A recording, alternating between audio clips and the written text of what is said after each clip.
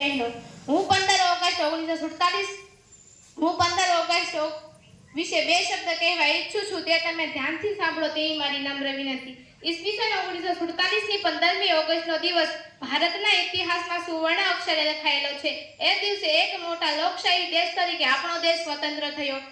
15 August 1947 સુધી આપણા દેશમાં અંગ્રેજોનું શાસન હતું. અંગ્રેજોએ આપણા દેશને પાયમાલ કરી નાખ્યો હતો. લોકોના ગૃહ ઉદ્યોગો પડી ભાગ્યા હતા. પરિણામે આપણા હજારો કારીગરો બેકાર બન્યા હતા.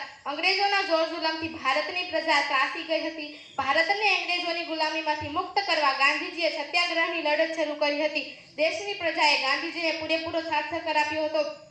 જવાહરલાલ નહેરુ, સરદાર વલ્લભભાઈ પટેલ, સુભાષચંદ્ર બોઝ, બાળ ગંગાધર તિલક, લાલા લજપતરાય વગેરે દેશ નેતાઓએ પોતાનું જીવન રાષ્ટ્રની સેવામાં અર્પણ કરી દીધું. ભગતસિંહ, ખુદીરામ બોઝ, પ્રફુલ્લ ચાકી, ચંદ્રશેખર આઝાદ વગેરે યુવાનોએ હસતા હસતા શહીદી વહોરી લીધી હતી. છેવટે 15 ઓગસ્ટ 1947ના દિવસે આપણો ભારત દેશ આઝાદ થયો. એ પ્રસંગે લોકોએ ખૂબ આનંદ મનાવ્યો અને ત્યારથી જ સમગ્ર દેશમાં દર વર્ષે 15મી ઓગસ્ટનો દિવસ સ્વાતંત્ર્ય દિન તરીકે ઉજવાય છે.